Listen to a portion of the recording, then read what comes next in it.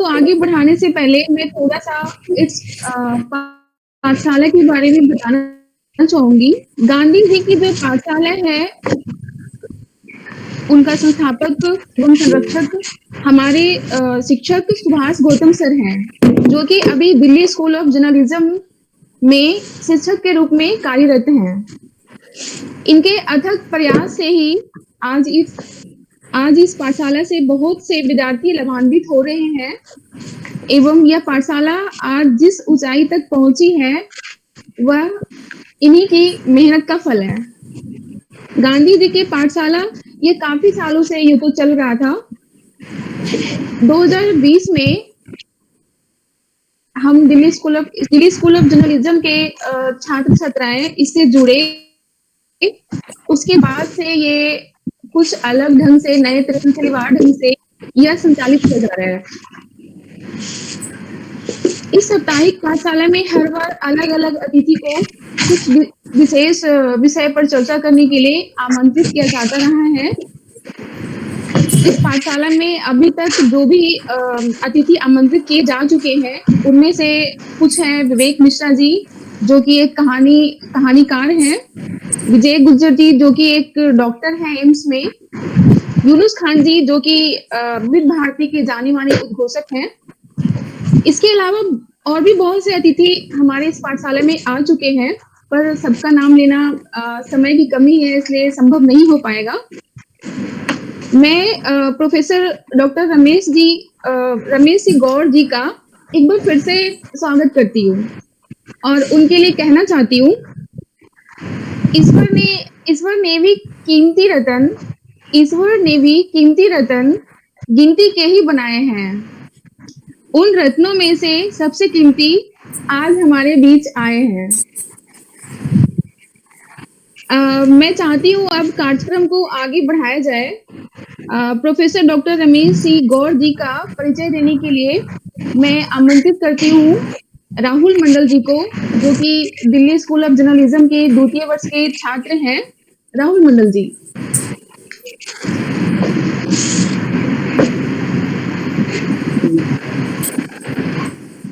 आवाज आ रही है मेरी?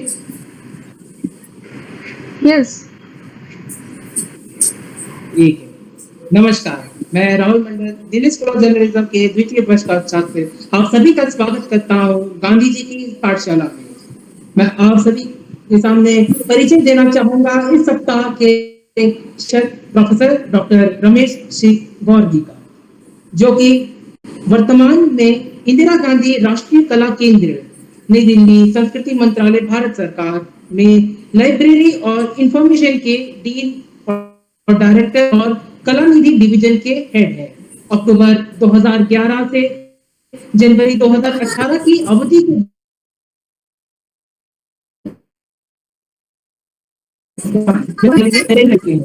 उनके पिछले कुछ महत्वपूर्ण कामों में शामिल है Tata institute research, TFIR, TIFR, TRRI, CSIR, RIS, नई दिल्ली प्रबंधन विकास संस्थान और IMT गाजियाबाद। प्रोफेसर गौर ने 24 देशों का दौरा किया है। उनके अनुकरणीय कार्य के लिए उन्हें 14 पुरस्कारों से सम्मानित किया जा चुका है। यूनेस्को के program memory of the world program में अंतर्राष्ट्रीय सलाहकार समिति में सदस्य के रूप में चुने जाने वाले वे ऐसे पहले भारतीय हैं।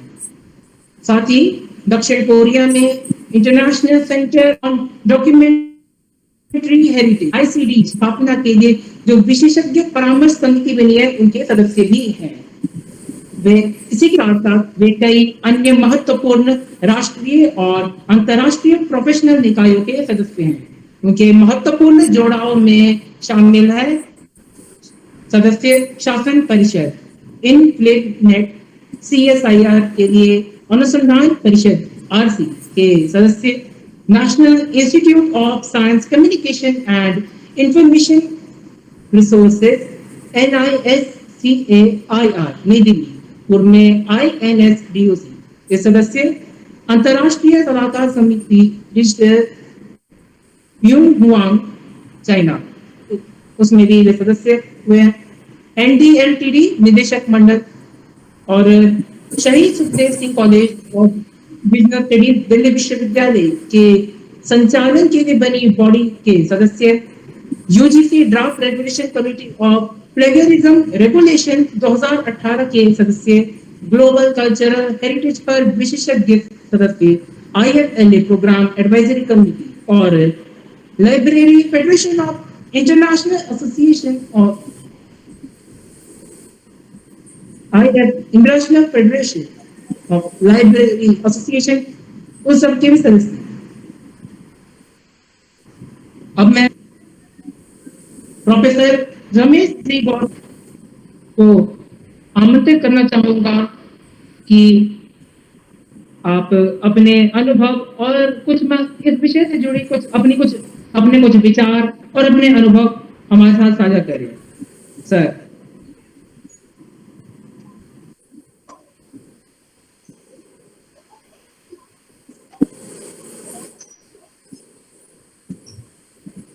सर आप अपना धन्यवाद राहुल, धन्यवाद मधु, आपने बहुत ही सुंदर शब्दों में जो मेरा स्वागत किया उसके लिए मैं बहुत आभारी हूँ आपका।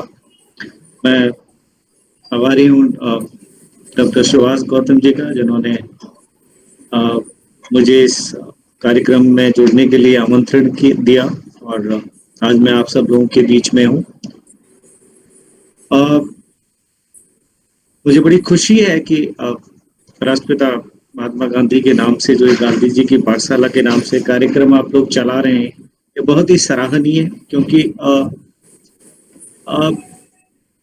गांधी जी जैसे महासागर की कुछ बूंदें हम लोग अगर अपने जीवन में किसी भी तरीके से कार्यकलाप में लाएं तो हमारा जीवन सफल हो सकता है। तो मैं सबसे पहले राष्ट्रपिता महात्मा गांधी जिनका कि जन्म 150वां जन्मदिन हमने अभी मनाया है, उस पर आप सबकी तरफ से उनको नमन करता हूं और अपनी तरफ से उनको श्रद्धांजलि देना चाहूंगा, क्योंकि एक भारतीय होने के नाते ये हमारा परम कर्तव्य है कि जो भी हमारे नेशनल लीडर्स जिन्होंने जो कंट्रीब्यूशन दिए, जो एक मार्गदर्शन दिया है, और ये जो आज़ादी हमें मिली है बहुत अथक प्रयासों के बाद मिली है, तो ये इस तरह के कार्यक्रम बहुत ही सराहनीय है और आप जारी रखिए।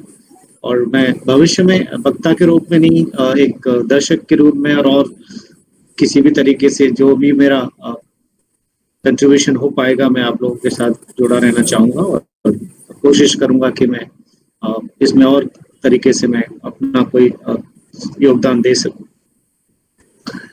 मैं अभी अपना एक मेरा प्रेजेंटेशन है जो मैं टॉक दूंगा, तो मैं वो शेयर करूँगा। तो जब मैं प्रेजेंटेशन शेयर करूँगा उस समय मैं आप सब लोगों को नहीं देख पाऊँगा, क्योंकि गूगल मीट की एक लिमिटेशन है कि मैं सिर्फ पीपीटी देख पाऊँगा, आप लोगों को नहीं देख पाऊँगा। तो थोड़ा सा आप ध्यान रखिए, कहीं पर मेरी आवाज़ या कोई टेक्निकल प्रॉब्लम हो तो मुझे आप रिमाइंड कर दीजिए। तो ठीक है, मैं अभी अपना पीपीटी शेयर करता हूँ, 2 मिनट मुझे दीजिए।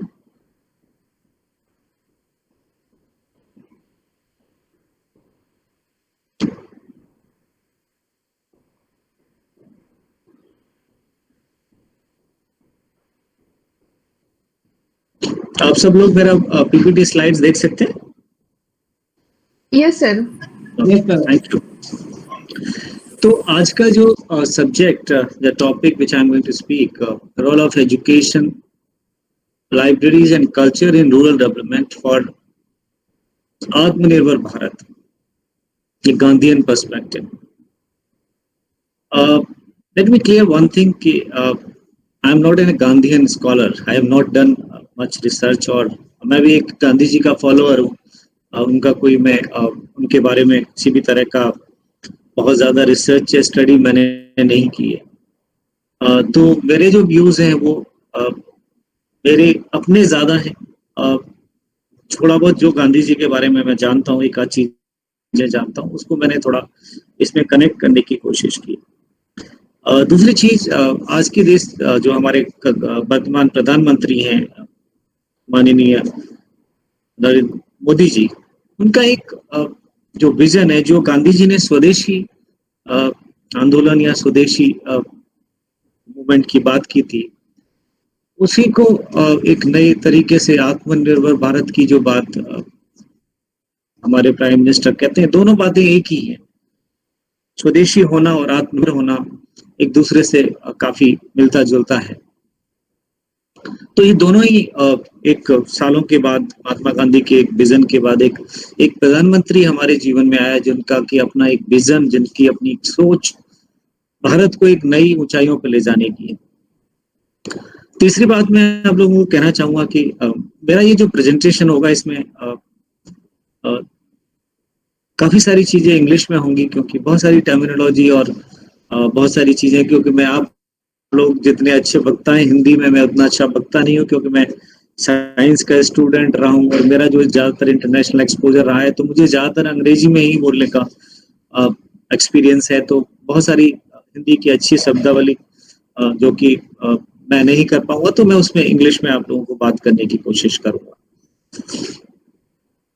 मैं इस टॉक की शुरुआत I start from my own life, my experiences. मैं उत्तर प्रदेश के एक छोटे से गांव अलीगढ़ डिस्ट्रिक्ट में है नीमखेड़ा, उसमें 1966 में पैदा हुआ। मेरी जो शुरू की आरंभिक एजुकेशन है पहली क्लास से लेके 8वीं कक्षा तक उस गांव में हुई, और 9th क्लास में माइग्रेट किया। तो जब मेरे जो चाइल्डहुड है या जो मेरी जो शुरू की एजुकेशन है, उस समय का जो मेरा एक्सपीरियंस है, और आज अगर मैं उसी गांव को, क्योंकि मैं अपने गांव से आज भी जुड़ा हुआ हूँ, मेरे जो पिता थे वो गांव के प्रधान थे और काफी उन्होंने वहाँ पे थोड़ा सा मंदिर और स्कूल बनाने की कोशिश की है, जो उनके एफर्ट्स थे। तो कहीं ना कहीं मेरी कनेक्टिविटी आज भी गांव से है, जाता रहता हूँ। तो जो मैं एक स्टूडेंट था, मेरा जो चाइल्डहुड था, उसमें जो मैंने जो चीजों को देखा इस कॉन्टेक्स्ट में, और आज जो डिफरेंस मैं देखता हूँ, पहले मैं उसी से शुरुआत करूंगा। जब मैं स्कूल में पढ़ता था तो मेरे गांव में एक पहली से तीसरी क्लास तक का स्कूल था। तो क्लास 3 तक का एक रूम का एक कमरा था, उसमें एक टीचर पढ़ाता था, और तीनों क्लास को पढ़ाने के लिए एक टीचर होता था।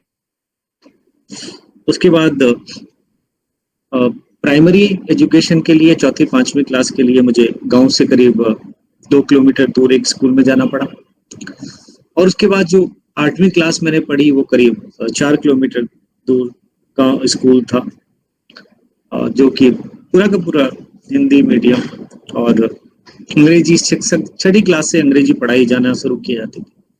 तो उस समय की जो स्कूल की हालत इस तरीके से थी। लाइब्रेरीज की बात करें तो 8वीं क्लास तक लाइब्रेरी वर्ड ही मैंने दिल्ली में आने के बाद सुना, कोई गांव में कि लाइब्रेरी या पुस्तकालय के बारे में कोई देयर वाज नो अवेयरनेस, और there is nothing called libraries. जब हम कल्चर की बात करते हैं तो मेरे उस गांव में बड़ा ही सुहावना मौसम था, बहुत सारी कल्चरल एक्टिविटीज होती थी। मुझे याद है कि बहुत सारे फेयर्स होते थे, फेस्टिवल्स होते थे, चाहे वो होली हो, दीपावली हो, या बहुत सारे जो त्योहार मनाए जाते थे, रामलीला, दशहरा। तो तरह तरह के कार्यक्रम मैंने खुद भी मुझे याद है, जो छोटा सा था मैंने तो गांव में एक नाटक हुआ करते थे, उसमें मैं उसका हिस्सा था।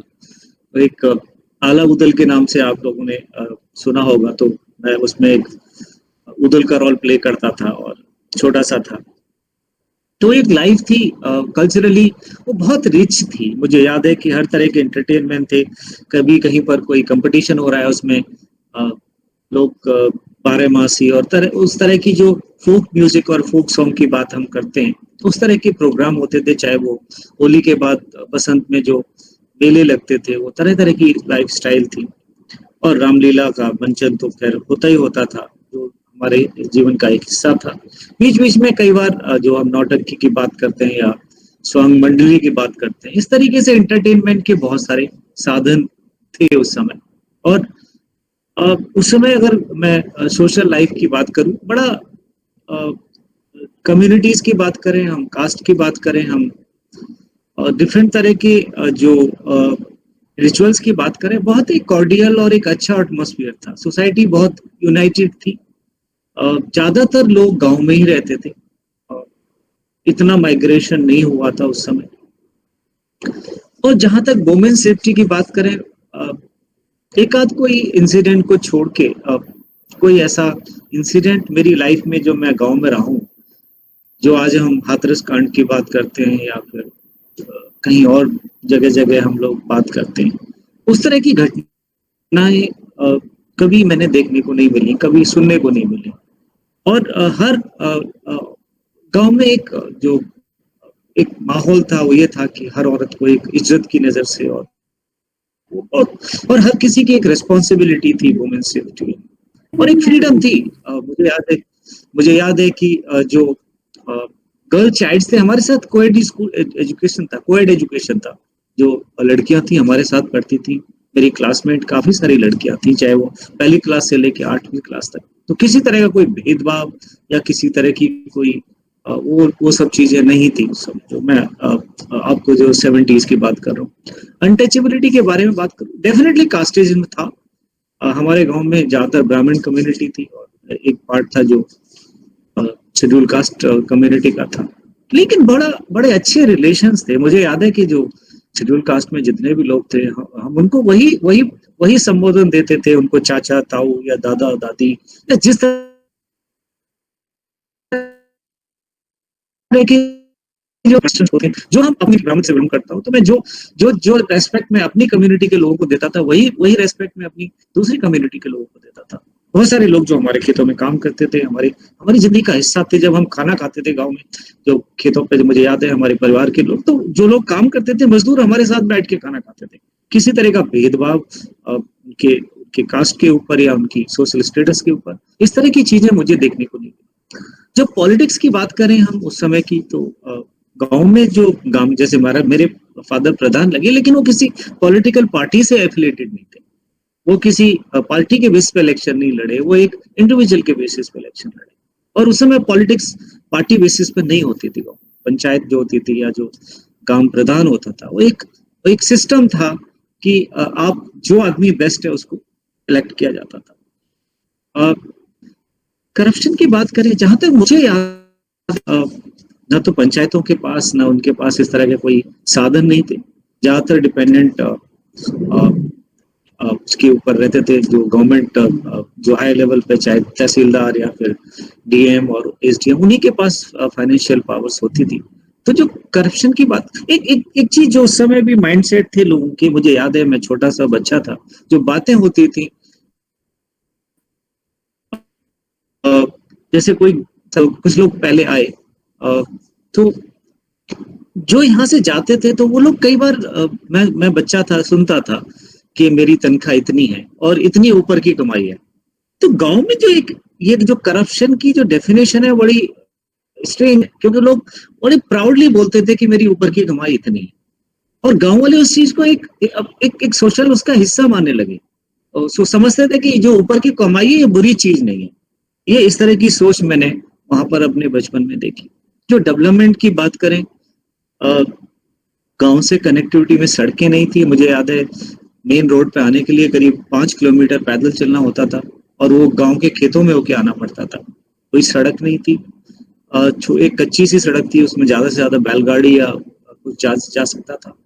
किसी तरह की, अगर हम इलेक्ट्रिसिटी की बात करें, कोई इलेक्ट्रिसिटी नहीं थी गाँव में। हम उस समय अगर दूसरे गांव में पक्की सड़कों की बात करें या घरों की बात करें, ज्यादातर घर कच्ची मिट्टी के बने हुए थे, और लोगों की आमदनी का जरिया ज्यादातर खेती थी। और तो ये एक ओवरऑल जो मुझे वहाँ का उस समय का जो मैं जो बात कर रहा हूँ, अपनी लाइफ जो मेरी 70s तक की है, उसके बारे में जो मैं आपको एक्सपीरियंस बता रहा हूँ। लेकिन अब जो मैं आपको एक पर्सपेक्टिव देता हूँ, जो मैं आज से 1-2 साल पहले गया। एजुकेशन की बात करें तो वो जो गांव का स्कूल था, मैं आपको बताना चाहूंगा, I was the first graduate in my village, I was the first post graduate in my village, and Still I am the only PhD in my village. कोई इंजीनियर, डॉक्टर या कोई IAS या कोई इस तरह की पोजीशन मैंने कोई किसी को निकलते नहीं देखा है। तो एजुकेशन में जो तीसरी क्लास तक एक रूम का स्कूल था, उसमें 2 रूम और बन गए और वो अब 8वीं क्लास तक वहां पर हो गया है, 2 या 3 रूम बने और वो एक टीचर की जगह 3 टीचर यहाँ पर आते हैं, लेकिन आज भी 8 टीचर्स नहीं है। आज भी वो एजुकेशन जो स्कूल का कंपाउंड है वो एक मॉडर्न स्कूल की बिल्डिंग नहीं है।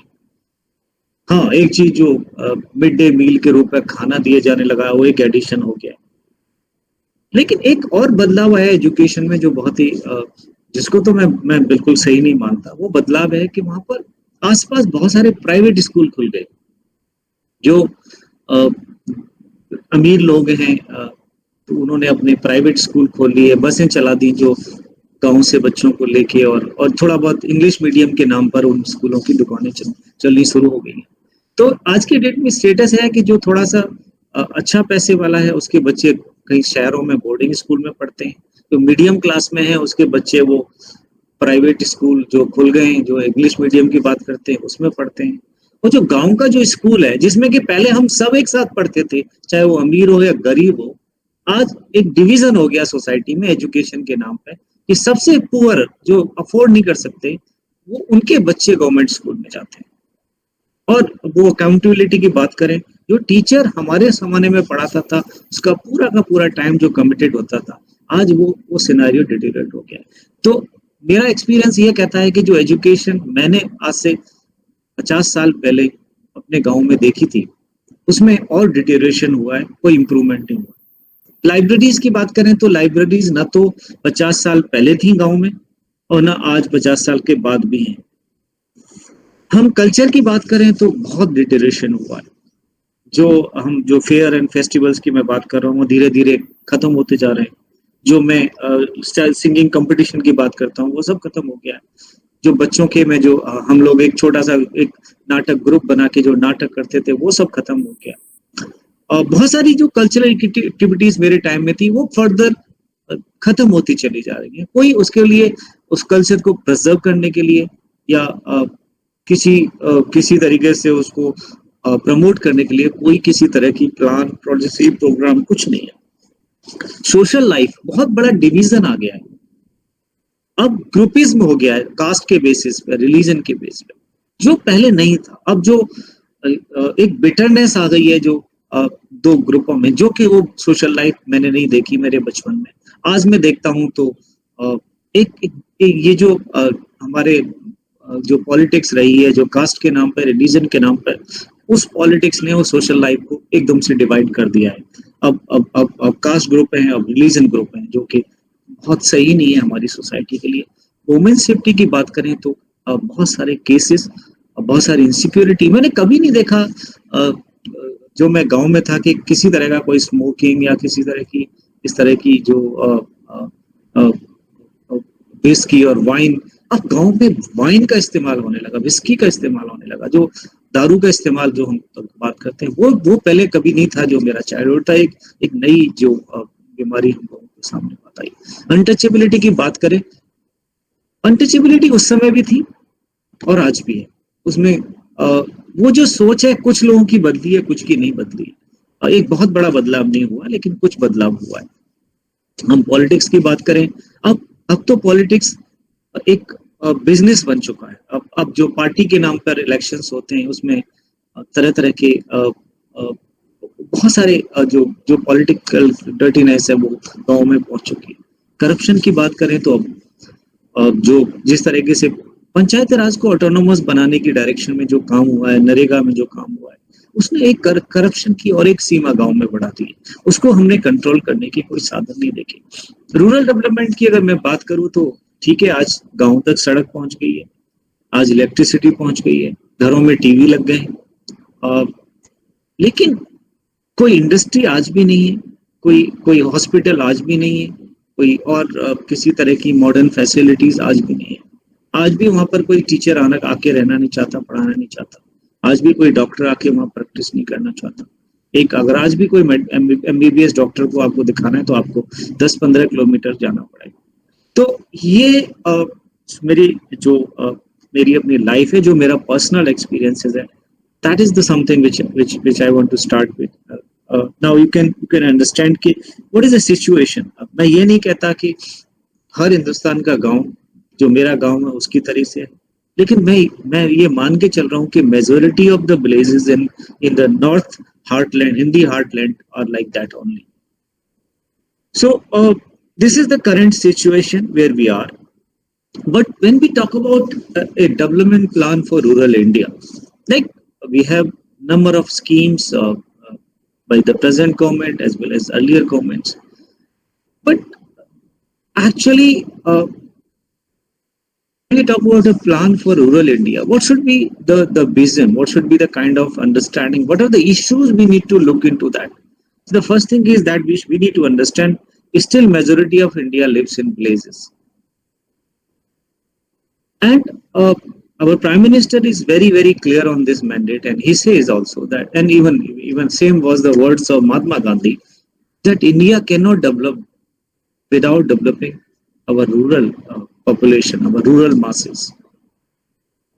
Education for all, not the kind of education what we are providing right now, with the division of education, of privatization, and like half-hearted approach.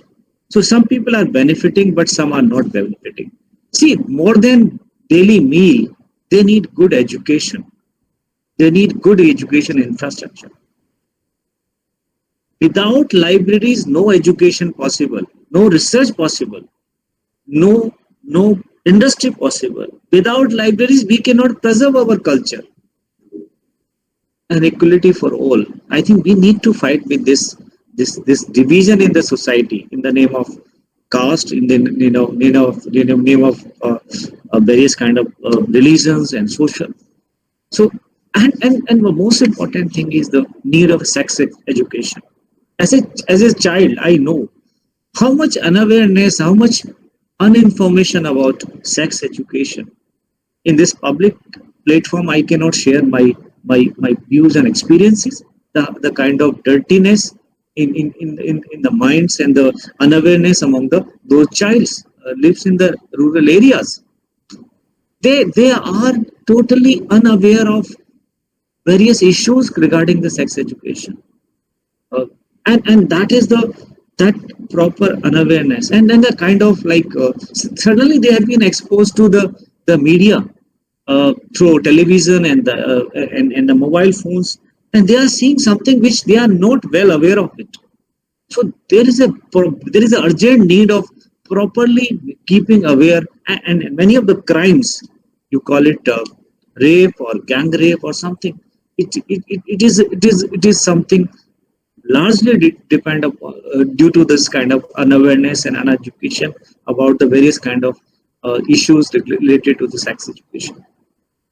Population control. When I was the kid, we are 5 siblings, and most of the people in my village were having 5, 6, 7. I think starting from 4 to 8, 9 number of the kids, and still same thing is being repeated. आज भी हम लोग देख रहे हैं कि जो मेरी जनरेशन के बच्चे थे या उसके बाद भी लोग हैं, उनके घरों में भी 5-5, 6-6 बच्चे हो रहे हैं. कोई पॉपुलेशन कंट्रोल का विजन ही नहीं है, कोई स्कीम ही नहीं है हमारी, और उसका नुकसान क्या हो रहा है. Like take example, my father was having a X piece of land. Luckily I am the only child, only boy.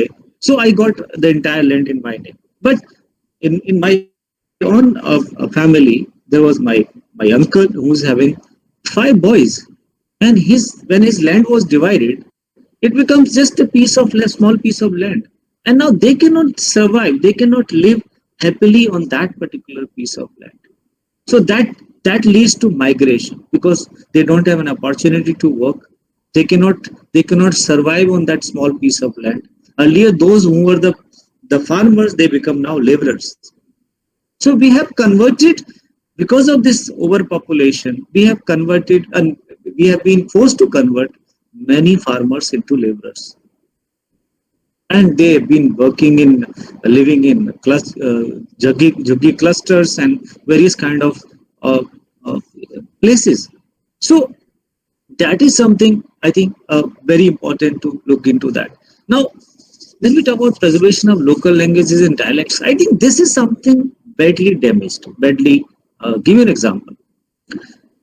मैं थोड़ा हिंदी में आता हूँ. मैं आपसे जैसे कि मैं अगर अवधी लैंग्वेज या फिर जो जो मेरे रीजन में भाषा बोली जाती थी हिंदी, अगर मैं उस भाषा में दिल्ली में आके बात करता हूँ तो लोग हंसते हैं. जो हमारी मेड या जो हमारे लोग उस भाषा में बात करते हैं तो हम उनके ऊपर हंसते हैं. हम उनको बेवकूफ, इडियट, पता नहीं क्या क्या बोलते हैं. वो सोचते हैं अनपढ़ गंवा रहे हैं. अगर मैं अपनी भाषा में, मैं खुद एक पीएचडी हूँ, सब कुछ हूँ, अगर मैं अपनी भाषा को बोलता हूँ तू कहाँ जाए Roy, the same language people will not laugh on me because they see that I'm an educated person, but the same language when a laborer is saying, we have a different impression. और उसमें क्या होता है, hesitation क्या होता है कि वो डायलेक्ट्स और वो जो लोकल लैंग्वेजेस हैं वो धीरे धीरे खत्म होती जा रही है. क्योंकि धीरे धीरे गांव में जो स्कूल जाने वाला बच्चा है वो भी उस डायलेक्ट को प्रेफर नहीं करता क्योंकि लोग उसकी मजाक उड़ाते हैं. तो हमने क्या किया कि धीरे धीरे हम बहुत सारे डायलेक्ट्स, बहुत सारी लोकल लैंग्वेजेस को खत्म करने जा रहे हैं. हमारे पास कोई अगर हम जैसे मैं यूएस में काफी ट्रेवल किया है मैंने, वहां पर मुझे कोई गांव नहीं है. लोग गांव देखने के लिए परेशान रहते हैं. उनको ये नहीं पता कि गांव में किस तरह की लाइफ थी. हमारे पास अभी भी वो अपॉर्चुनिटी है कि जो लोकल लैंग्वेजेस हैं, जो डायलेक्ट्स हैं, उनको हम प्रिजर्व कर सकें. वो जो हमारे कल्चरल ट्रेडिशंस, जिन सारे ट्रेडिशंस की मैंने बात की, वो कल्चरल ट्रेडिशंस हम प्रिजर्व नहीं कर पा रहे हैं. हम वो जो फेयर्स, वो फेस्टिवल्स, वो सब चीजें हम लोग कहीं पर भी आज की डेट में धीरे धीरे लूज करते चले जा रहे हैं. आर्ट एंड क्राफ्ट्स की अगर हम बात करें तो शायद कोई स्कीम ही नहीं है. जो पोट्री मेकिंग की बात करें, बहुत सारे कुम्हार हैं हमारे गांव में. अब धीरे धीरे उनके कोई बर्तन खरीदने वाला नहीं है क्योंकि गांव में भी वो प्लास्टिक के और वो जो बॉन चाइना और उस तरह के लोग खरीदना शुरू कर दिया है. तो क्या हम उस जो पोट्री मेकिंग है उसको हम मॉडर्नाइज नहीं कर सकते? हम उसके बारे में क्यों नहीं बात कर सकते? बहुत सारे हैंडीक्राफ्ट अलग अलग एरियाज में, I am not talking about just the area which I belong, but there are lot of handicrafts in different part of the country. So we need to really promote handicraft. How to eradicate poverty by providing job opportunities? There are no job opportunity except working on farms or there are few other laborers jobs. Agriculture alone is not self-sufficient because now, as I given you example, the farming has been divided into small piece of lands, and people are not having sufficient land to survive. And then socially, eradicating all social evils, corruption. We also need to promote various kind of industry in that rural areas. Or most importantly, we need to have a different vision for different areas, because when you talk about South India, Central India, Northeast, or North India, or West India, East part of India, everywhere there is a different issues, different requirement, different needs. So we have to have vision based on that particular reason. One uniform vision or one single plan for rural development in the entire country cannot. So this is something which I want to initiate, that what are the issues for rural development which need to take care of that. So now I'm coming to the so one example I want to give on the political front. This is the example. In 1934, Gandhiji resigned from the Indian National Congress over his differences with the other leaders on the purity of the ends of the means. And what he did, he established the All India Blaze Industry Association at Bardha and devoted most of his time towards reorganization of Indian blazes. Gandhiji started experiments in rural lifestyle such as revival of blaze crafts and agro-processing industries, blaze cleanliness, diet reforms, and also developed various kind of other means of livelihood.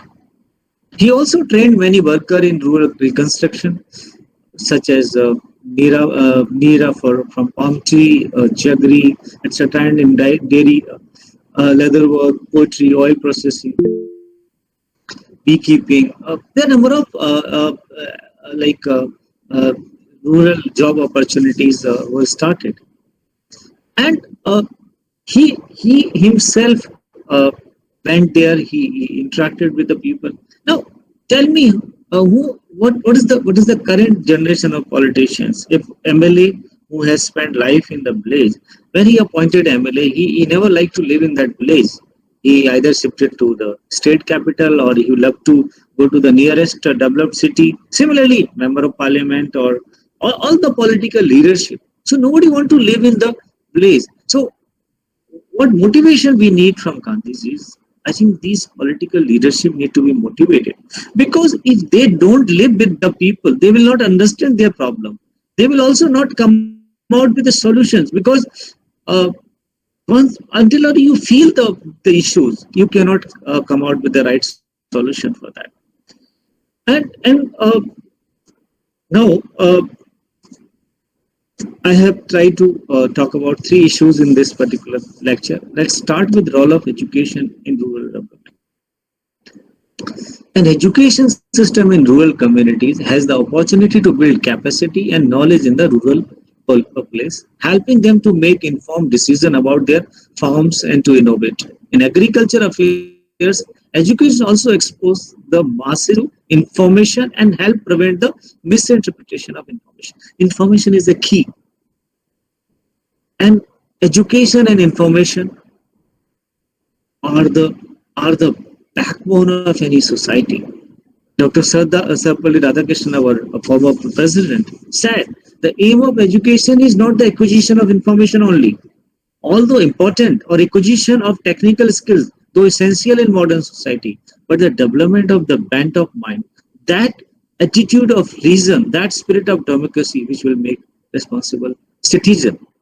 So we need to be, through education, we need to create first as a responsible citizen.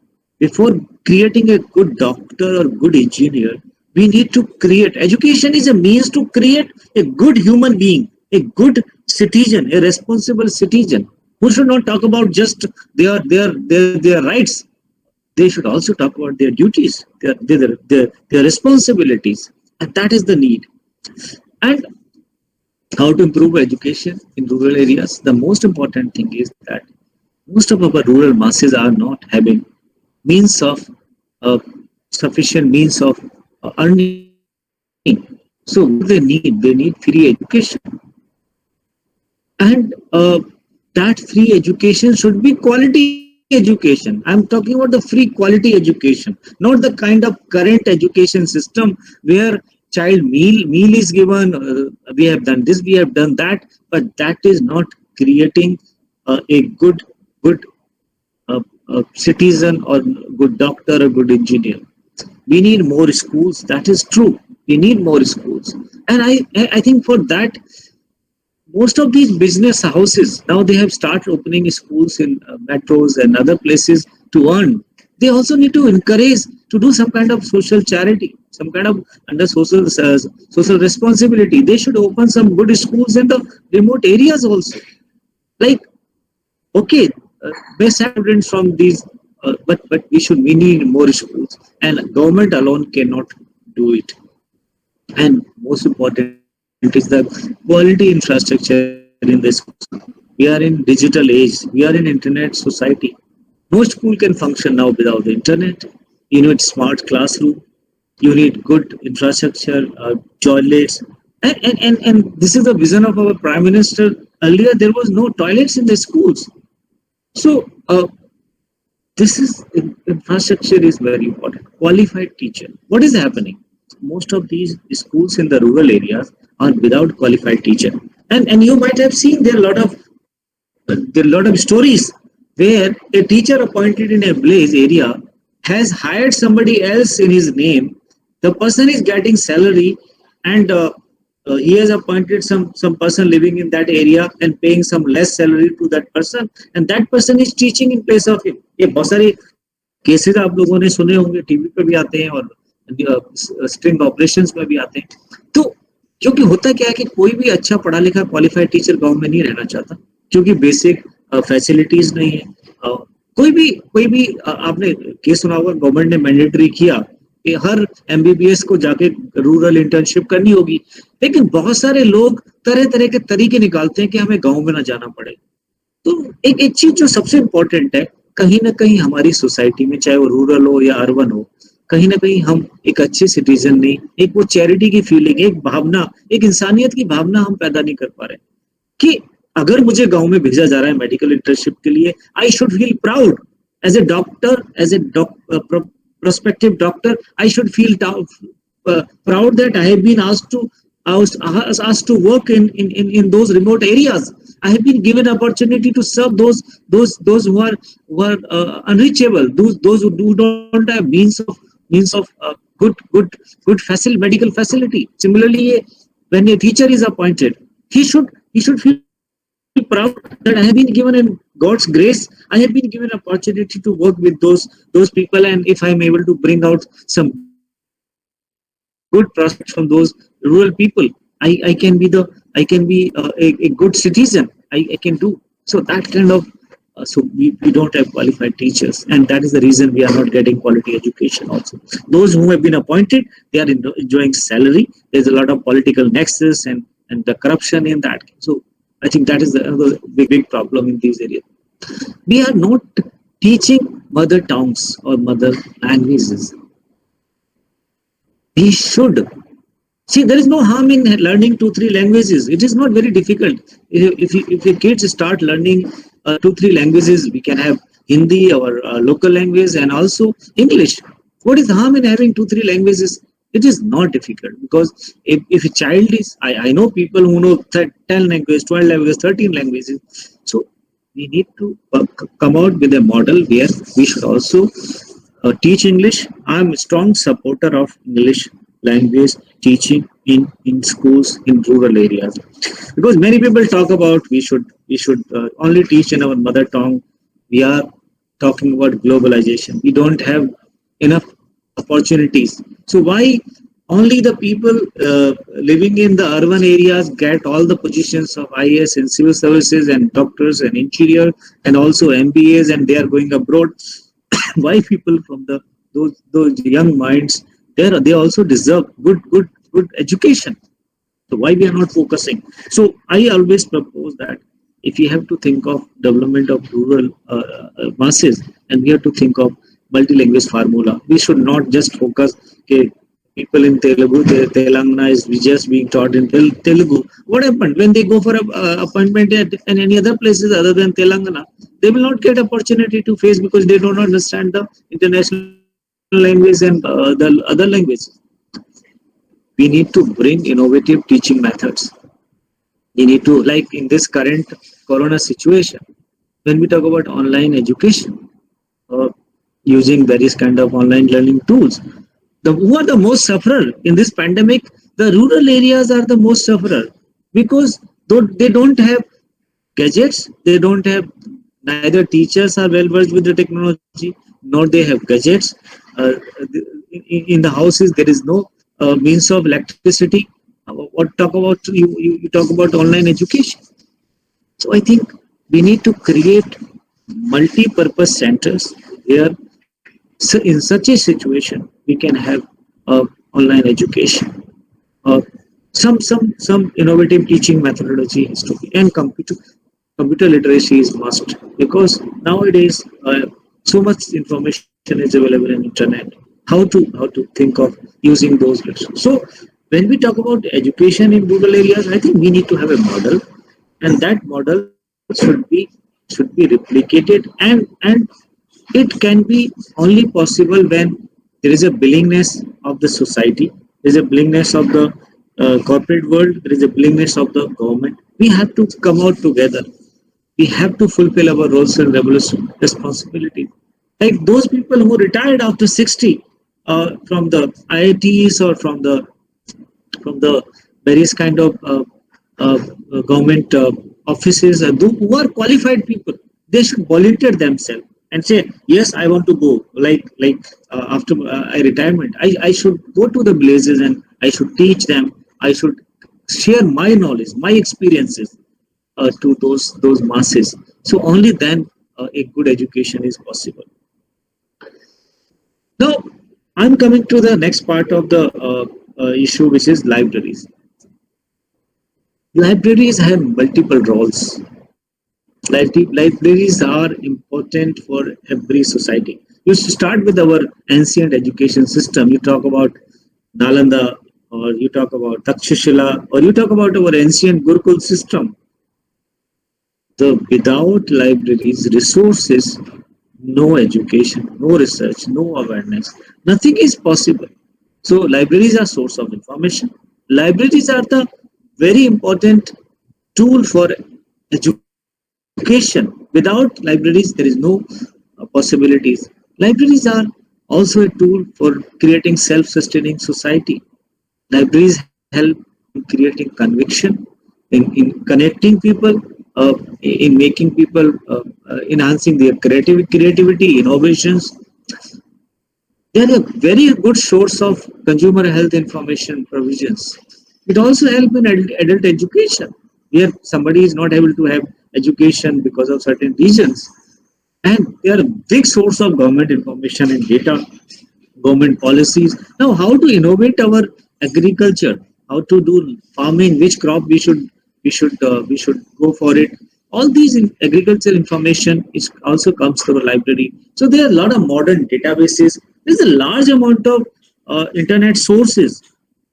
Now, libraries are media to reach out to the people wherever they are. But now we have been blessed with this internet technology, and through digitization. Now many things are gone digital. There are a lot of focus on ebook or Moodles and all those. So all these resources, if we can take out and we can reach out to the rural population, and that is possible through libraries only. There is no other way to reach out to the rural masses other than libraries. Mahatma Gandhi was very well, very good supporter and very well aware of the importance of libraries. So I want to just highlight a few things, like his vision in 1933. He was speaking in a program organized by MJ Public Library, Ahmedabad. So he said certain things, like he talked about the library building. Library building should be expensible to cope up with the growth in the books. Like library is a growing organism, and that should be gradually growing. He talked about the book collection should be large and comprehensive as possible, and it should always growing. Like many of libraries are not having sufficient funds in that area. Articles of art and architecture should also form a part of collection. Like libraries should be the preserved repository of cultural heritage. And he very clearly talked about that. He talked about various kind of library facilities for research scholars should be provided in the library. Extension lectures should be provided in the library. Museum service should be provided in the library. Reading facility should be provided in the library. He also talked about a library should be open to all. The use of library should be free of charge to Harijans and without any form of deposit in cash. Home borrowing facility should be provided to the Harijan. Harijans should be forgiven for the loss of books of their respect. He should be asking about the privilege for the neglected section of the society. But now, like I want to little improvisation in that vision, and I will say that basically, on the basis of their economic condition, everybody who needs the library, I think everybody needs the library. It's not just poor, the people who are rich. Nobody can afford to have a collection of good books in his whatever rich you may be. So libraries are the very crucial things. And he also mentioned few things that number of readers and visitors of a library was immaterial. Importance should be given to the genuine readers who might be very few others. Why? I think this Gandhiji is saying is very important in current context. Like people talk now, how many people are coming to the library because of internet? Less number of people are coming. So Gandhiji has very rightly said that it's not the numbers. Importance is that how many genuine readers, how many the needy persons, needy users are coming to the library. I think this is a very good message to the people. He talk about the library staff. A librarian should be not only be a custodian. He should be a like he should not feel that I'm a custodian of the library. He should feel that I'm a facilitator. I'm the friend, philosopher, and guide. And he should not be miser like a trader. He should not hesitate or restrict library usage. He should be capable of selecting books. He should be capable of understanding books intimately so as to put those to use. A librarian should be a missionary in service, like charitably. So he should be around the clock person. And a best librarian should be secured even required a very like salary should not be the considered because these are the social institution and they should work for the society. Mahatma Gandhi was found a very prolific reader. He considered reading as a sadhana, meditation, or some kind of like tapasya. Gandhiji's experiment with the books, constant reading, reflecting, and writing, as well as political activism, helped Gandhiji pose new questions to himself. Because whenever you read something, you get a new knowledge. If you want to know more about what Gandhiji has read, this link can provide you list of about 4,500 books. I believe there's more than 10,000 books he has read, but this is a list of 4,500 books which is available in this bibliography. Basically, the public libraries, I will give you the kind of status in various states. There is no school library in schools in rural areas. That I have already mentioned to you. But we don't have public library system in these areas. Like, forget about rural areas, even in urban areas. In total, India is having 46,700 public libraries. In Maharashtra, 12,191. In Kerala, 8,415. In Karnataka, 7,546. Tamil Nadu, 4,620. The biggest states like Uttar Pradesh and Madhya Pradesh are having 72 and 40 public libraries only. And to fulfill the needs of 120 crore people in this country, we need more than 4 lakh public libraries. But we don't have. We have 2.45 lakh panchayats in India. And there is a vision of our Prime Minister as well as earlier government also that we should have a library in each panchayat.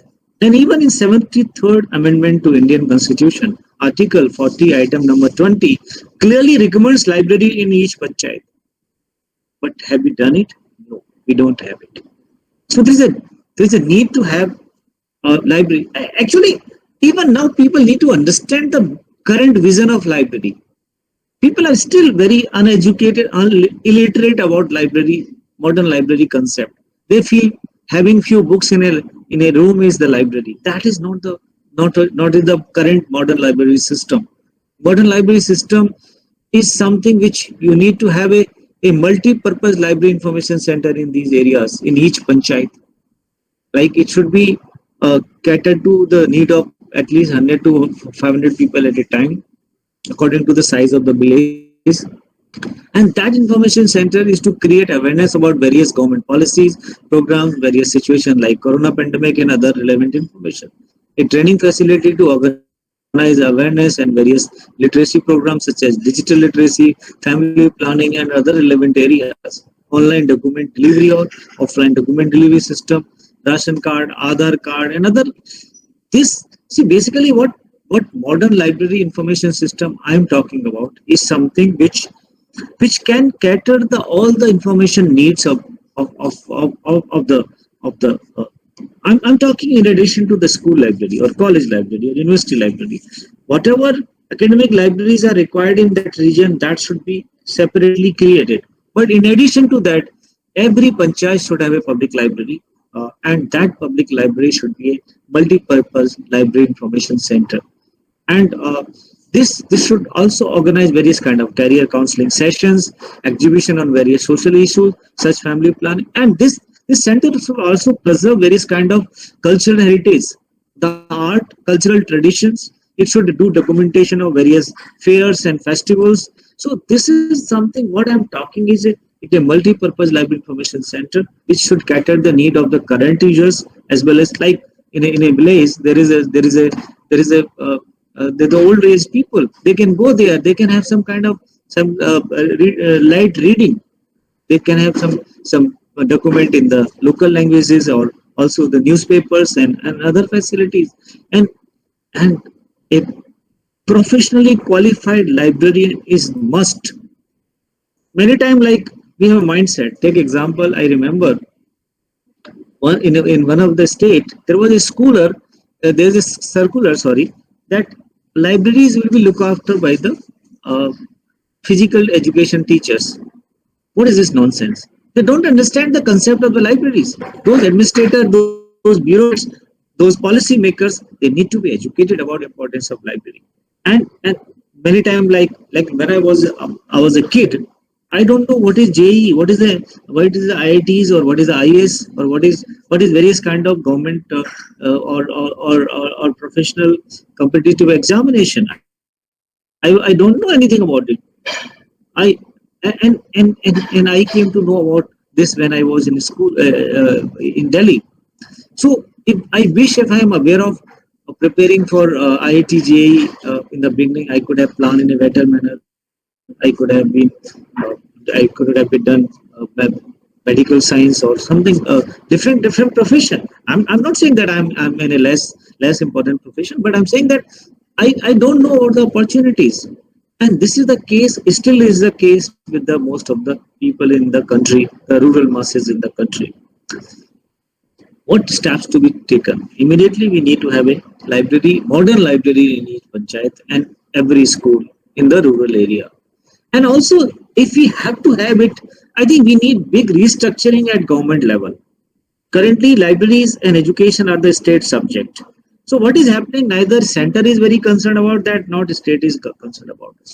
I think it should be totally become a central subject, and we need to create a separate department in various ministries to focus on various kind of libraries. Like I propose to create a department of Panchayat and Public Libraries and Information Center under Ministry of Panchayati Raj. I also propose to have a department of Academic and Research Libraries and Information Center under Ministry of Education.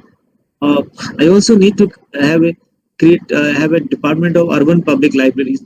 We are talking about smart cities, but there is no provision of libraries in smart cities. So we need to focus on libraries in urban areas also. Need to create department of museum, libraries, and archives in Ministry of Culture. Ministry of Culture is having 45 public institutions, and many of them are preserving Indian cultural heritage, but we don't have any single department. One joint secretary look after all those issues, but he or she is not well aware of that. And if you cannot have those many departments, then you should have a on the lines of Ministry of Panchayati Raj. You should have Ministry of Libraries and Museums and Archive, or Department of Libraries and Museums and Archive.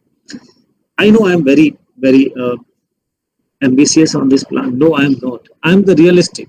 I'm the person who really understands the need of the library. Unfortunately, I have been invited by all over the world organization. I am a member of UNESCO, IFLA, in committees in China, Taiwan, in South Korea, in Sri Lanka, in many countries, in US. But in my own country, I'm one of the best or one of the well-known person in the field of this. I never been consulted. I never been given the opportunity to have a plan for this kind of system by any government in last 30 years of my professional career. That's not a complaint, but it's a kind. I wish I'm very well off in terms of salary and position, but now I want to give it back to the society. But I cannot do it without having a particular position or particular somebody ask for it or somebody can implement it. Or if he can think of creating these kind of things, then maybe. I've been associated with IGNCA since 2004. In 2011 to 18, I was in GNU. I have been very closely working with the culture, and I also want to I also know the same is not uh, uh, same is situation in culture area also. Uh, it may be education, it may be libraries, even in culture is burst. Uh, India, Indian culture is one of the most vibrant culture in the world, and rural culture forms like our backbone. Its backbone. Culture paves the way for education, while education is responsible for favoring the cultural values in life. Therefore, both have to be interwoven in various ways. Therefore, it is necessary to inculcate the importance of education and value-based living for a truly sustainable development of rural sector.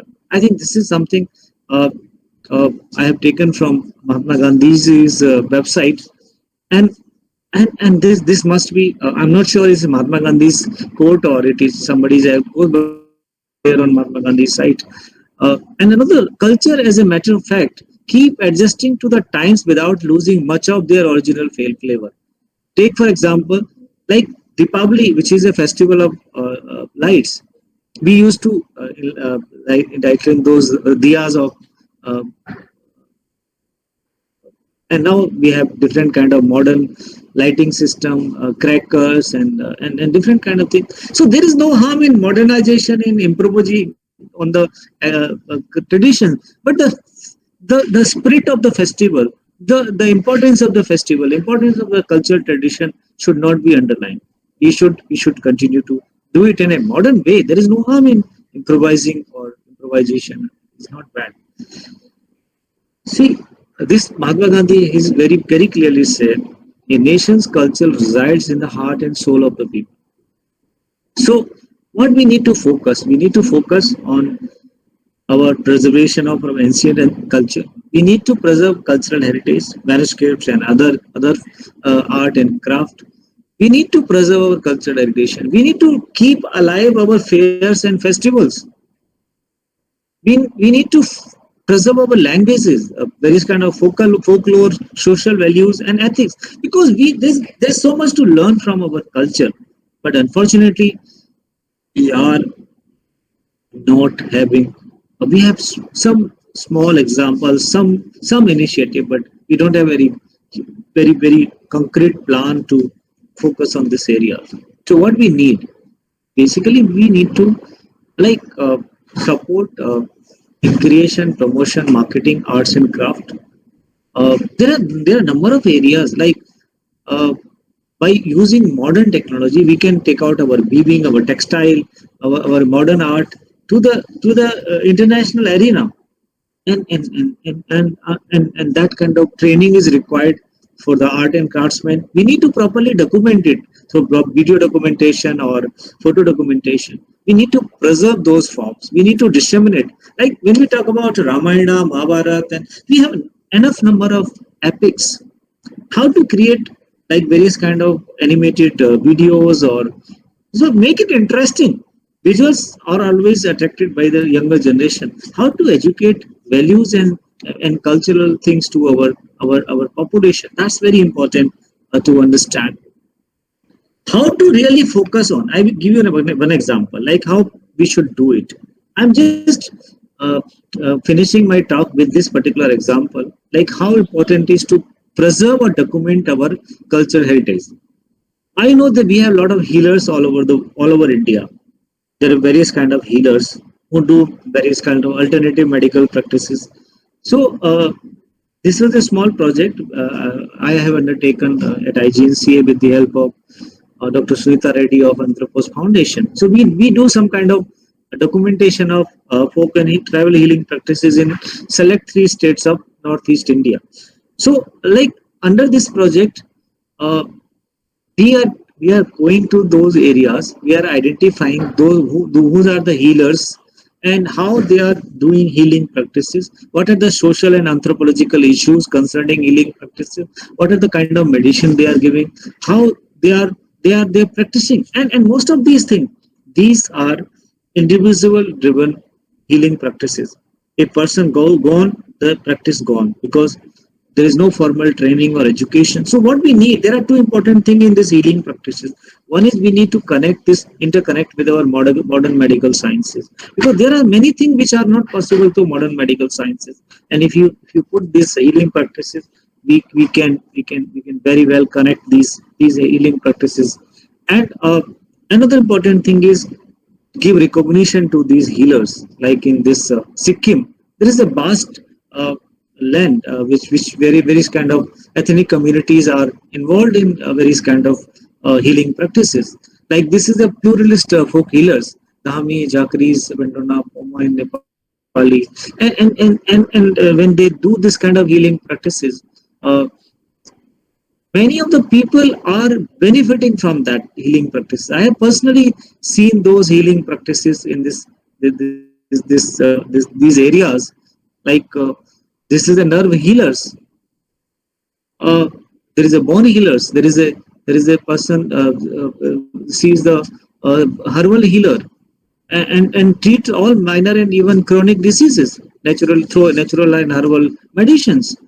Uh, I personally like this is something uh, uh, various kind of healing practices followed in this region. There is a lot of collection of herbal medicines. They know about these medicines, but if you don't recommend these medicines, you will not be able to understand what are these medicines and how to make use of that. How to identify those herbals. Like I personally met this born healer, and I have personally seen it. There were people who were coming various problems, and he was doing through by touching and by, because according to he was a basically a person with I think he was a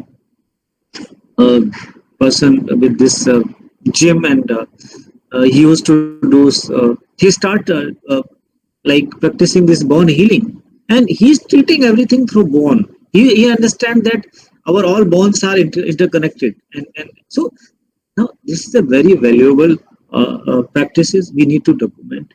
Because we need to train, we need to interconnect. And there are some healers association, but we don't have very large uh, uh, uh, network or large program on this. Like there are some of the findings of our uh, like divinations cannot be taught, dream and God gift. Process of diagnosis, touch, looking at eyes, feeling the pulse. There is no state support available to these people. Certification, nobody recognize their work. There is certain kind of like some big hospitals also in this northeast area. Only OPD is the only source of treatment.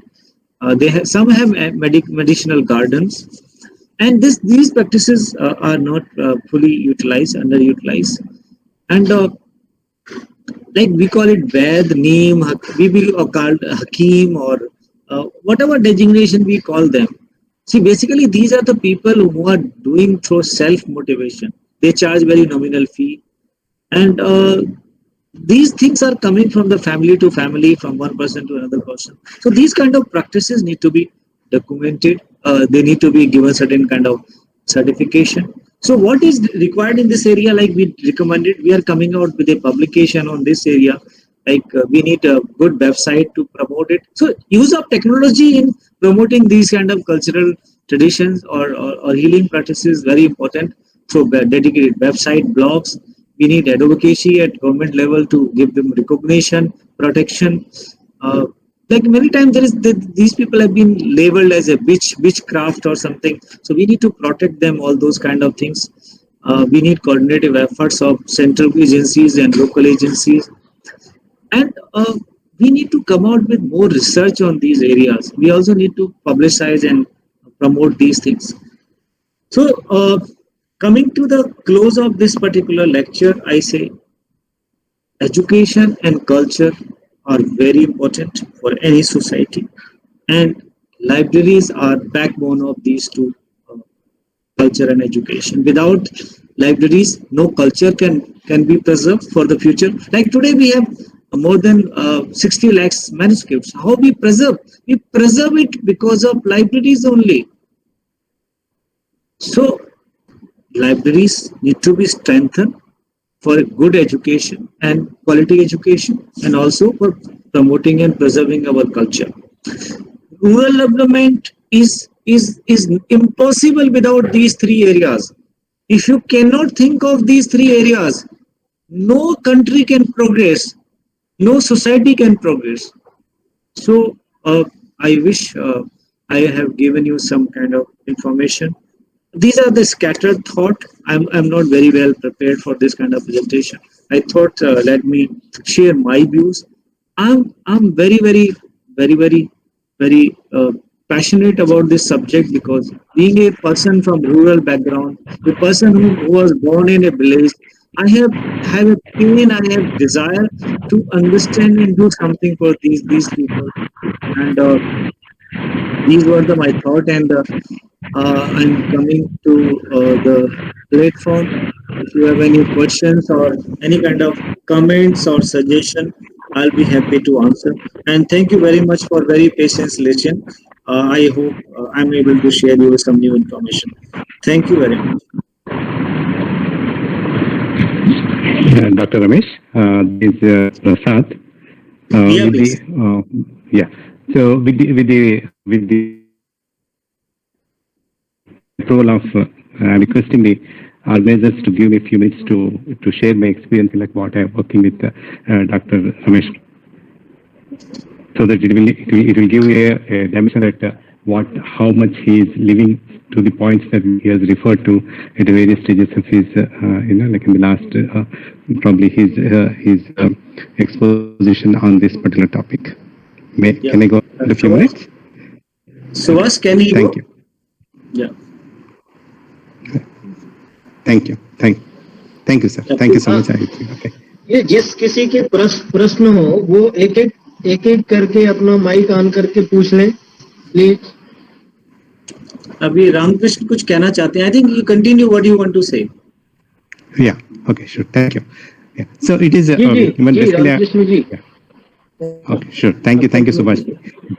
So I mean, like we are actually making an effort to submit a nomination for a tribal festival in the state of Telangana, right? Where it is continuing for the last 950 years, and where tribals from 10 different states participate in every alternate year, and they actually doing it for the like around 1.3 crore people attend those tribal festivals during those 4 days every alternate year. This is happening for the last 950 years. Over the period of time, the number of people who are participating has increased. And Dr. Ramesh Gaur is probably the person who has inspired me, and person who has actually helped me to this area, which I am not conversant with. I'm actually working in software edition in Morgan Stanley for the last 20 years. Right, and before that I was a mechanical engineer. But he initiated me into this culture, and he inspired me, and he helped me to not only document this cultural tradition of the Sammaka Sarlaka Jatara, a tribal festival, into a format that which we have submitted to UNESCO, to Sangeet Natak Academy, which is in India, which will actually submit to the UNESCO, right? And when I visited him, I spoke to him, right? I can realize the amount of the effort that he has gone through. He has put in personally the pains that he has taken to travel to across the world, and and share his knowledge, and the efforts that he puts into. More importantly, the library, that what he was talking about, right? The features, the conditions that be it the librarians' qualifications, or be it the use and need for libraries, and the way the ideal library should be. One should visit the library that what he has set it up at the Indira Gandhi National Center for Arts, right? That is something that which is amazing, and something that which I did not even imagine in my wildest dreams, that such a things are possible in the library science. And thank you so much, Dr. Ramesh, for facilitating the submission of this. And thanks to you, right, and your inspiration, I was able to build together a documentation by collaborating with 30 different people. People that coming from university professors, the researchers, the people who are the tribals, who are the tribal priests, and the people, and the director of the culture, Dr. Hari Krishna from Telangana state, and the politicians and journalists, a number of people that we have interacted with. And thank you so much, Dr. Ramesh, for facilitating this. Thank you, Thank Mr. you so Sir. much. This was your all entire efforts and dedication. I was just a source of media to coordinate with the right people. You have done all the hard work. Thank you. Thank you, sir. Yes. Over to Any you, other Subhash. question? Yeah. So any other question, comment or suggestion? किसी के कोई सवाल हो तो sir I have one question Yes, please. Sir हम अपने स्तर पे अभी लाइब्रेरी का जैसे कि आपने बात किया सर अपने स्तर पे हम क्या कर सकते हैं कंट्रीब्यूट कर सकते हैं how can we contribute from our own देखिए बहुत सारी चीजें हम लोग कर सकते हैं, जैसे कि आपका अपना एक ग्रुप है या फिर कोई भी छोटा सा एनजीओ या कोई भी, कई सारे ऑर्गेनाइजेशंस भी हैं, जैसे रीड इंडिया करके एक ऑर्गेनाइजेशन है जो रूरल एरिया में लाइब्रेरीज को प्रमोट करता है, या जो एक जैसे कि मुझे याद है राजस्थान में गवर्नर थे कल्याण सिंह जी, तो उन्होंने एक बार मुझे बुलाया था, तो उन्होंने हर यूनिवर्सिटी को एक सजेशन दिया था कि आप हर गांव को अडॉप्ट करिए और उस गांव को एक मॉडल गांव बनाइए, और उसमें एक जो लाइब्रेरी की जरूरत है। देखिए जैसे मैंने बताया कि हमारे पास 2,45,000 पब्लिक पंचायतें हैं टोटल, हम बात कर रहे हैं उनमें फाइबर कनेक्टिविटी ले जाने की, तो कहीं ना कहीं अगर हम फाइबर कनेक्टिविटी ले जा रहे हैं, इंटरनेट ले जा रहे हैं, इंटरनेट का यूज क्या है? उसका इंटरनेट का यूज है कि उस पर इंफॉर्मेशन आए, उस पर रिसोर्सेज आए। खाली इंटरनेट ले जाने से कोई गांव डेवलप नहीं हो जाएगा या कोई मॉडर्न नहीं हो जाएगा। उस इंटरनेट की एप्लीकेशन क्या है, और उसकी इंटरनेट की सबसे बड़ी सोर्स है नॉलेज, इंफॉर्मेशन। तो एक्चुअली कि एक मास लेवल पे एक मूवमेंट की जरूरत है। सबसे बड़ी जरूरत है लोगों को समझाने की। होता क्या है कि हमारी जो ब्यूरोक्रेसी है, जो हमारे लोग हैं, उनको जानकारी नहीं है। हम स्मार्ट सिटी का प्लान बनाते हैं, लेकिन स्मार्ट सिटी में कहीं पब्लिक लाइब्रेरी सिस्टम की बात ही नहीं करते। आप इतना बड़ा नोएडा बना हुआ है, इतना बड़ा गुड़गांव, नए मॉडर्न सिटीज बन रहे हैं, लेकिन कभी आपने देखा है वहां पर कोई पब्लिक लाइब्रेरी है? कोई नहीं पब्लिक लाइब्रेरी का। तो सबसे पहले जरूरत है एक मास, एक लार्ज स्केल पे कि अवेयरनेस क्रिएट करना लोगों के दिमाग में कि अभी माइंडसेट क्या होता जा रहा है। इवन बहुत सारे ब्यूरोक्रेट्स, बहुत सारे जो मिनिस्टर्स हैं, उनके दिमाग में क्या होता है कि सब कुछ इंटरनेट पे अवेलेबल है, लाइब्रेरीज की क्या जरूरत है। वो लोग समझ ही नहीं पा रहे कि लाइब्रेरीज और इंटरनेट पे कोई रिलेशन ही नहीं है, कोई एक दूसरे के कोई कनेक्शन ही नहीं है। इंटरनेट तो एक टूल है, एक सोर्स है, लाइब्रेरीज एक फुल प्लेस सिस्टम है। तो एक सिस्टम और सोर्स में फर्क ही नहीं पता उन लोगों को। तो आप जैसे यंग लोग एक अवेयरनेस क्रिएट करना सबसे बड़ी जरूरत है। अब जैसे मैंने ये जो पंचायती राज लाइब्रेरी का एक मॉडल दिया है, मैंने इसको बना के इवन कैबिनेट सेक्रेटरीट को भी भेजा है कि मैं पंचायती राज वहां पर भी भेजने की कोशिश करूंगा। मैंने कई लोगों से कहा है कि ये जो मैं मॉडल दे रहा हूँ आपको, लोगों की आज भी सोच है, इवन बहुत सारे एनजीओ अच्छा काम कर रहे हैं, लेकिन उस एनजीओ में मैंने उन लोगों को भी कहा कि आपकी जो सोच है लाइब्रेरी को लेके, वो बहुत लिमिटेड और नैरो सोच है। आप सिर्फ आज भी वही सोच रहे हैं कि लाइब्रेरी एक किताबें हैं, वहां पर कुछ जर्नल्स रखे हुए, लोग जाके पढ़ रहे हैं। लाइब्रेरी का मॉडर्न कंसेप्ट वो है नहीं। लाइब्रेरी का मॉडर्न कंसेप्ट है कि मल्टीपर्पज इंफॉर्मेशन सेंटर, जहां पर हर उस गांव में रहने वाले हर आदमी की नीड्स पूरी हो सके। वहां पर गवर्नमेंट की पॉलिसीज की एडवोकेसी हो सके, वहां पर डिजिटल लिटरेसी हो सके, वहां इंफॉर्मेशन लिटरेसी की ट्रेनिंग हो सके। वहां पर एक गांव का बुजुर्ग आ रहा है, वो टाइम में अनपढ़ है, वो नहीं जानता, लेकिन वो इंफोटेनमेंट का कोई विजुअल देख के या कोई वीडियो देख के अपने बारे में नई जानकारी ले सके। तो उसको वीडियो लिंक के थ्रू, इंटरनेट के लिंक के थ्रू एक ऐसी शेप देने की जरूरत है हमें, जो फैसिलिटीज, अब जैसे मैंने बात की कॉम्पिटिटिव एग्जामिनेशन की बात की, आज की डेट में इस पैंडेमिक में एक चीज निकल के आई कि आप यहाँ से बैठ के और गांव में एक लेक्चर दे सकते हैं। तो वहां पर एक छोटा सा एक ट्रेनिंग रूम बनाइए और आईआईटी के प्रोफेसर जो टॉक दे रहे हैं, मूक लेक्चर हैं, जो मूडल लेक्चर हैं, उनको सबको वहाँ डिस्प्ले कीजिए। देखिए वो स्टूडेंट जो वहाँ गांव में 10वीं क्लास में पढ़ रहा है, अगर वहां पर यहाँ के रिकॉर्डेड किए हुए लेक्चर वहाँ प्ले किए जाएंगे, ठीक है, वो क्वालिटी टीचर नहीं पहुंच पा रहा, लेकिन लाइब्रेरी के थ्रू वो लेक्चर्स अगर रिकॉर्ड करके आप यहाँ पर जो बोल रहे हैं वो वहाँ लोगों को सुनने को मिलेगा, तो उनकी नॉलेज बढ़ेगी और वो कुछ सीखेंगे। और कहीं ना कहीं आज की डेट में जरूरत है कि एक तो पहली बात तो हमारा विजन क्लियर हो, एक रिसोर्स सेंटर बने, और साथ में यूनिफॉर्म हो, कहीं ये नहीं कि मतलब हमने शुरू में 10 गांवों को मॉडल बना दिया या 100 गांवों को मॉडल बना दिया, ये तो हर गांव की जरूरत है। तो कहीं ना कहीं आप जैसे लोग एक मीडिया हो सकते हैं, एक अवेयरनेस क्रिएट करने का। आज तक आपने कोई एजिटेशन देखा है कि लाइब्रेरी नहीं है तो, या लाइब्रेरियन नहीं है तो कभी किसी ने एजिटेशन किया है? किसी ने आज तक एजिटेशन नहीं किया। हमारी बहुत सारी लाइब्रेरीज डिस्ट्रॉय हो जाती हैं, बाढ़ आती है, सब कुछ है, कोई सेफ गार्डिंग का प्लान नहीं है, क्योंकि हम लोग लाइब्रेरी को आज भी क्राइसिस प्रोफेशन नहीं मानते। लाइब्रेरीज को हम सोचते हैं कि इनके बगैर भी काम चल सकता है। तो पहले तो माइंडसेट की जरूरत है कि हमें लाइब्रेरीज की उतनी ही जरूरत है जितना खाने की जरूरत है। खाना खाते हमारी बॉडी को मिलता है, अगर लाइब्रेरी में हम पढ़ते हैं तो हमारे दिमाग को उसकी जरूरत पूरी होती है, नॉलेज गेन करते हैं हम लोग। कहीं ना कहीं हमें वो सब सोच लाने की जरूरत है। मींस एज ए स्टूडेंट सबसे पहले हमें अवेयरनेस फैलाना होगा। एब्सोल्युटली, सबसे ज्यादा जरूरत है अवेयरनेस सोशल मीडिया के थ्रू, क्योंकि सोशल मीडिया एक बहुत अच्छा साधन है। और सर जैसे आपने कहा कि इसमें ब्यूरोक्रेसी और पॉलिटिशियन अगर इन्वॉल्व ना होंगे तो उसके विदाउट मतलब हम लोग उतना सक्सीड नहीं कर सकते हैं।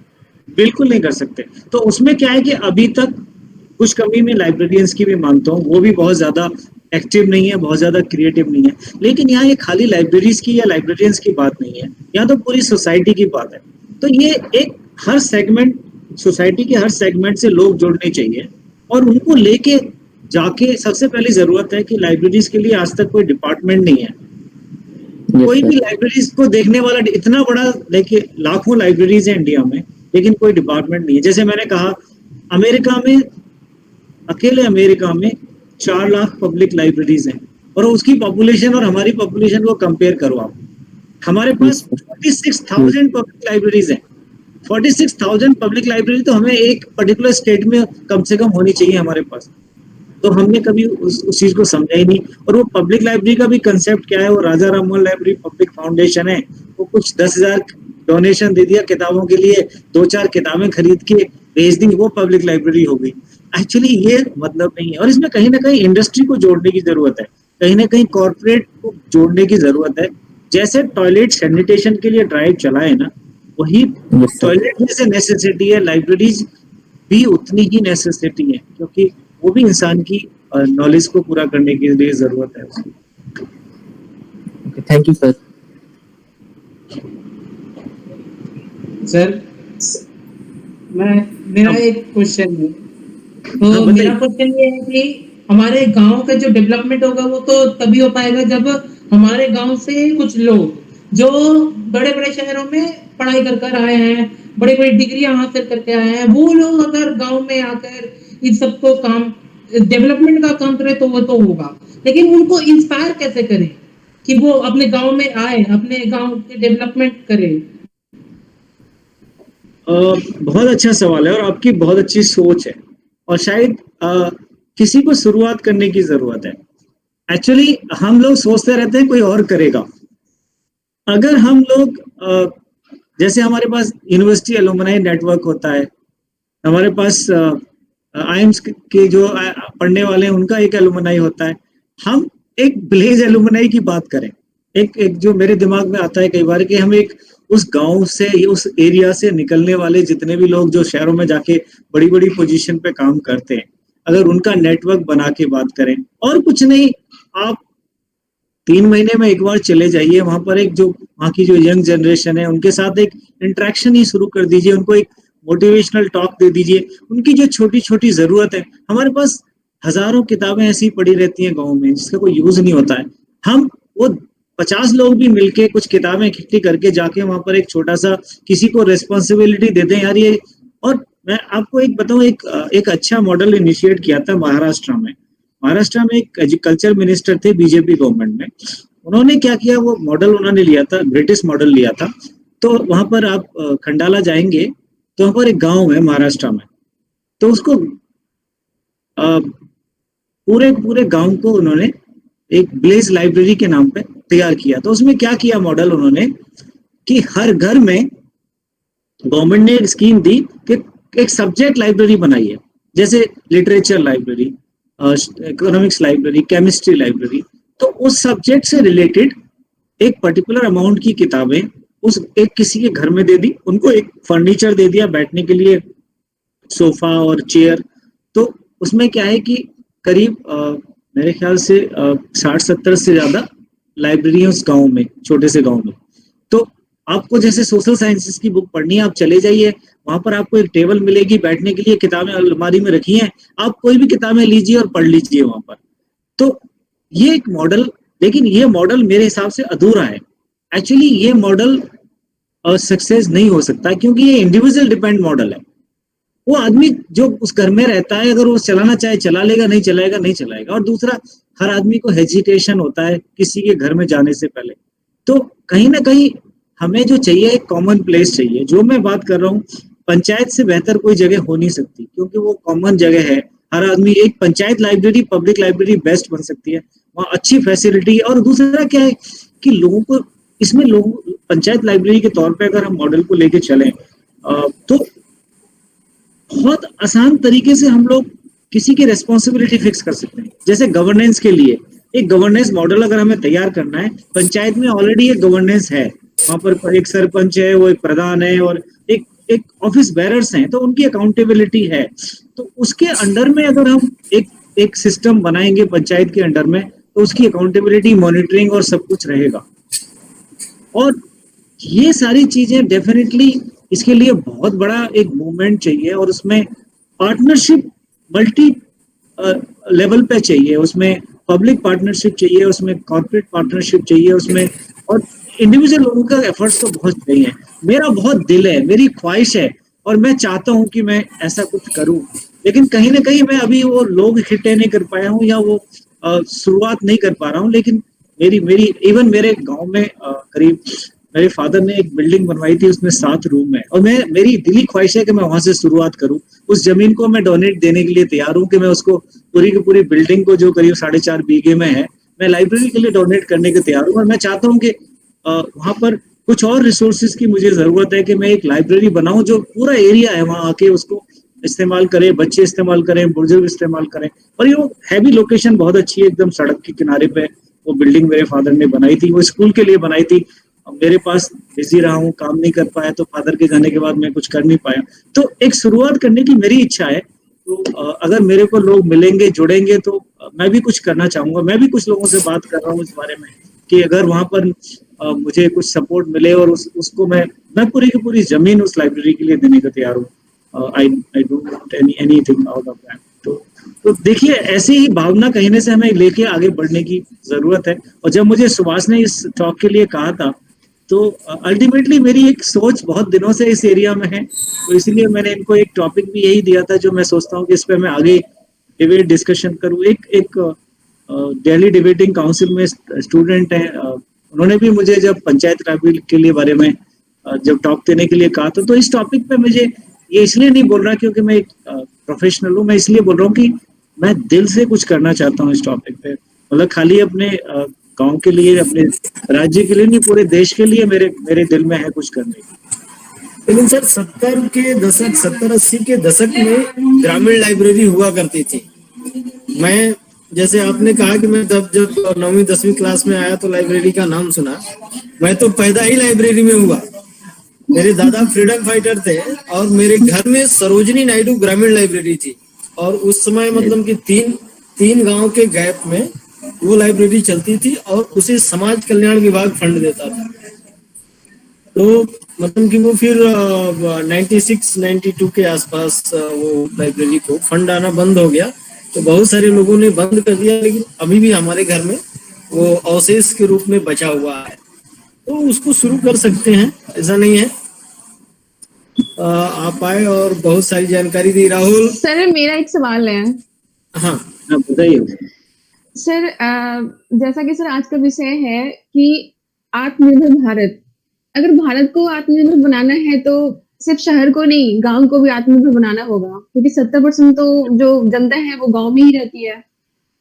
तो सर, मतलब आपने कहा कि शिक्षा के लिए सिर्फ स्कूल खोले जाना जरूरी नहीं है, गांव में ज्यादा से ज्यादा स्कूल खोले जाना चाहिए, लेकिन सिर्फ स्कूल खोला जाना ही जरूरी नहीं है, एक क्वालिफाइड शिक्षक का होना जरूरी है। लेकिन सर जहाँ पे भी सर आप भी जानते हैं सर कि क्वालिफाइड टीचर की कमी तो है ही है। तो उस केस में सर पुस्तकालय जो लाइब्रेरी जो होता है उसकी जो भूमिका होती है वो बढ़ जाती है। एब्सोल्युटली बढ़ जाती है सर, लेकिन आज के डेट में सर जैसे कि 2009 में सर एक अधिनियम भी पास हुआ था जिसमें सभी स्कूल में एक लाइब्रेरी होना चाहिए, ये पास किया गया था। लेकिन भले ही इसको पूरी तरीके से लागू नहीं किया गया, नियम तो बन गया, अधिनियम तो बन गया, लेकिन लागू नहीं हुआ। और जहाँ पे भी सर लाइब्रेरी बना भी तो सर वहाँ पे किताबों की बहुत कमी है और वहाँ पे कोई प्रशिक्षित जो लाइब्रेरियन नहीं है।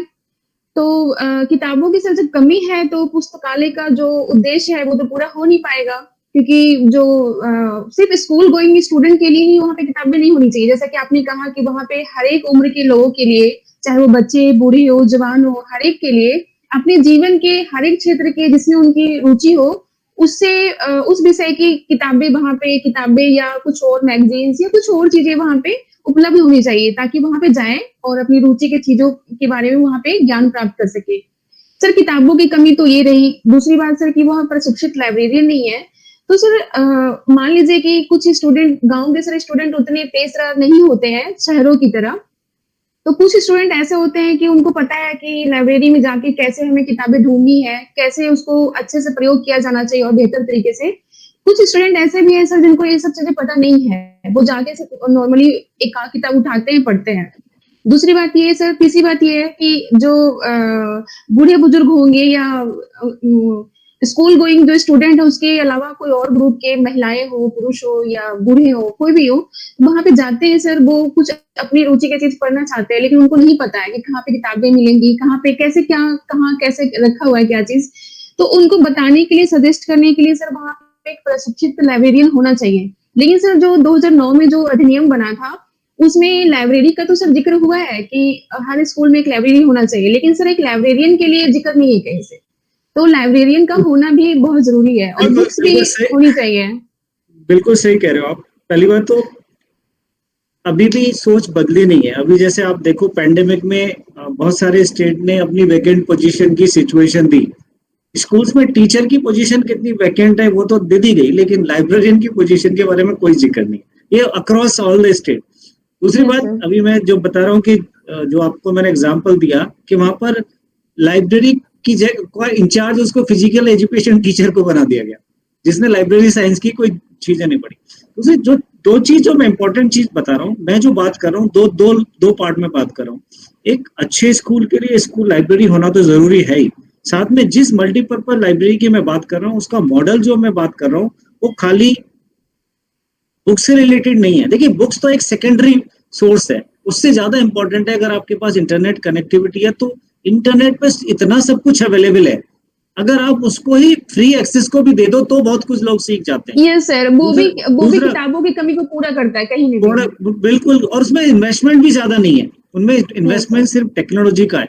दूसरा क्या है कि जो आपने कभी एक रीड इंडिया करके ऑर्गेनाइजेशन है, उसका जो मॉडल है ना लाइब्रेरी का, वो एक बड़ा मल्टीपर्पज मॉडल है। उसमें क्या है कि लाइब्रेरी तो है ही, साथ में वहाँ ट्रेनिंग सेंटर, उसके साथ आर्ट एंड क्राफ्ट को प्रमोट करने के लिए वहां पर जो आर्टिस्ट हैं उनको बुला के उनकी ट्रेनिंग, वो जैसे कोई वीविंग करता है, कोई पोट्री मेकिंग में सीखना चाहता है, उसको आर्ट एंड क्राफ्ट को भी कनेक्ट कर दिया है। तो मैं जो बात कर रहा हूँ, ये जो मैंने तीनों चीजों को शामिल एक टॉक में किया, मेरा भी विजन वही है कि लाइब्रेरीज, कल्चर और एजुकेशन तीनों इंटीग्रल पार्ट हैं। इनको तीनों को इंटीग्रल लेके एक ही सोर्स से हमें और एक सेंट्रल प्लेस। और ऐसी देखिए लाइब्रेरी गाँव में होता क्या है, बहुत सारे बच्चे गरीब हैं, उनके घरों में लाइट नहीं होती है, रात को पढ़ने की जगह नहीं होती है, बहुत सारी ऐसी चीजें हैं जो फैसिलिटीज नहीं होती है, इवन छोटा सा घर होता है उसमें इतना डिस्टरबेंस होता है। तो एक खाली रिसोर्सेज नहीं, रिसोर्सेज के साथ एक प्लेस भी चाहिए। Library is an environment, it's a peaceful place और एक ऐसा इंटरेक्टिव जगह जहाँ अब जैसे 4 बच्चे आ रहे हैं, उनमें से एक इंटेलिजेंट है, एक दूसरा नहीं जानता है। अब यूनिवर्सिटी में लीजिए ना, जब सेंट्रल यूनिवर्सिटी लाइब्रेरी में आप जाते हैं तो वहां पर आपके बहुत सारे स्टूडेंट आते हैं, आपका एक डायलॉग शुरू होता है, एक इंटरेक्शन शुरू होता है, इंटरडिसिप्लिनरी इंटरेक्शन होता है, और बहुत सारी चीजें जो आपकी समझ में नहीं आ रही होती, आपके कोलीग से डिस्कस करके आपको क्लैरिटी मिल जाती है। तो library is not just a place to get the material, it is also place for social learning interactive learning, mutual learning.